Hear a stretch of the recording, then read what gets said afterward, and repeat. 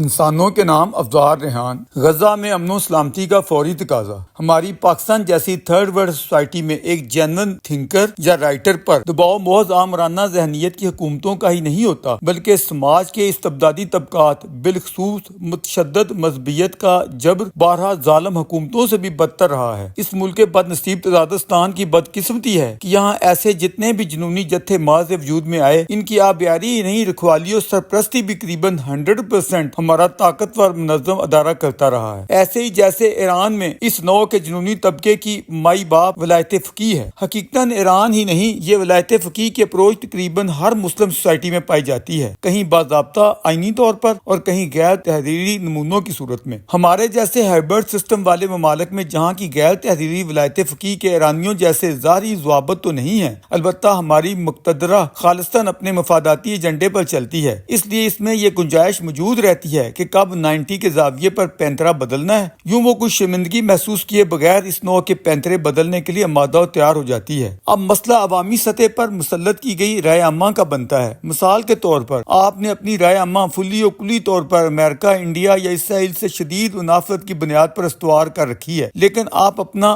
مفاد بدلے ہوئے حالات میں انہی کی یا ان میں سے کسی کے اپنائیت و حمایت میں جاتا دیکھتے ہیں اور آپ فوری طور پر سابقہ پینترا بدلنے جا رہے ہیں، تو عوامی سطح پر اس کی مزاحمت شروع ہو جاتی ہے، جسے کچلنے کے لیے آپ کو اپنی توانائیاں اس قدر صرف کرنی پڑتی ہیں کہ بعض اوقات آپ خود ہی اس کار لاحاصل میں خرچ ہو جاتے ہیں۔ لہذا درویش کا مشورہ ہے کہ آپ کسی بھی ایکسٹریم یا انتہا پسندانہ اپروچ کو اختیار کرتے وقت اس میں کچھ نہ کچھ لچک رہنے دیا کریں۔ ہر معاملے کو دین و ایمان، کفر و اسلام یا زندگی موت کا ایشو بنا کر پیش نہ کیا کریں، اور یہ چیز تب تک ممکن نہیں ہے جب تک آپ اپنی سوسائٹی میں آزادی اظہار کو نہ صرف بنیادی انسانی حق بلکہ ایک اعلیٰ انسانی قدر کے طور پر تسلیم کرتے ہوئے اس کے سامنے سرنڈر یا سرنگو نہیں ہو جاتے۔ اس وقت ہماری سوسائٹی میں موجود ہر بڑے خلفشار کی جڑ آپ کی یہی اپروچ ہے کہ ایک وقت میں آپ اپنی ایک بات کو منوانے کے لیے ہر جمہوری حق یا اپروچ کو پھلانگ جاتے ہیں، دوسرے وقت میں 180 کے زاویے سے کلا بازی کھاتے ہیں، لیکن آپ کی اپنی تشکیل کردہ رائے عامہ ہنوز وہیں زمین جنبت نہ جنبت گل محمد کی مصداق آپ کی اپنی پرانی تراشیدہ جگہ پر براجما ہوتی ہے، اور پھر لگاتار آپ کی اس سے مڑ بھیڑ ہوتی رہتی ہے۔ مثال کے طور پر کھلاڑی کا بت آپ نے خود تراشا، جسے توڑنے کے لیے آج آپ کو کتنی مشکلات پیش آ رہی ہیں۔ طالبانی یاجوج موجود کو تشکیل دینے والے انڈین تو نہیں تھے،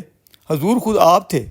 آج آپ نے اس کے خاتمے کو اسی طرح دین ایمان کا مسئلہ بنا لیا ہے جس طرح اس کی تشکیل پر درویش جیسے حرف شکایت اٹھانے والوں کی ٹکائی شروع کر دیتے تھے۔ MQM سے لے کر TLP کی تازہ مثال تک ملاحظہ فرما لیں۔ اس وقت درویش کو جس ایشو پر بحث مطلوب ہے وہ اسرائیل اور فلسطین کا تنازع ہے، جس سے آپ لوگوں نے ہمیشہ کفر و اسلام یا موت و حیات کی جنگ بنا کر اپنی رائے عامہ اس قدر متشدد تشکیل دے رکھی ہے کہ درویش نے آج سے 3 دہائیاں قبل جب اس نامدار ٹیبو کو توڑنے کی کوشش کی تو منہ کی کھانی پڑی۔ اتنے طویل دورانیے میں کوئی بات سننے کو تیار نہیں تھا، اور آج بھی جب آپ اپنے پاسپورٹ کا نیا اجرا کرنے جا رہے ہیں، نچیز نے جب یہ کہنا چاہا کہ خدارہ اس پر لکھی گئی فرسودہ تحریر یہ کہ یہ پاسپورٹ سوائے اسرائیل کے تمام دنیا کے لیے کارآمد ہے، اس لایانی و منافرت بھری تحریر کو پاسپورٹ سے ہٹا دیں۔ آپ نے اگر اسرائیل کو تسلیم نہیں کیا یا نہیں کرنا چاہتے تو پھر اس کا نام بھی اپنے پاسپورٹ کی پیشانی پر کیوں لکھ رکھا ہے؟ جس پنڈ نہیں جانے اس کا رستہ کیا پوچھنا۔ انڈیا جس سے جنگیں لڑنے کے لیے آپ ہمہ وقت آمادہ و تیار رہتے ہیں، وہاں سے آنے والوں کے لیے تو آپ نے ویزے واگا بارڈر کے آس پاس لٹکا رکھے ہیں، جبکہ اسرائیل جس سے آپ کا براہ راست کسی نوع کا کوئی ایک تنازع بھی نہیں ہے، اسے اتنی مغایرت و منافرت آخر کیوں؟ آپ کو اپنے فلسطینی حماسیوں کا درد کس قدر رات دن بے چین و بے سکون رکھتا ہے؟ کیا سرکاری کیا غیر سرکاری ہمارا میڈیا جن کے خلاف 4 حروف بولنے کی اجازت نہیں دیتا،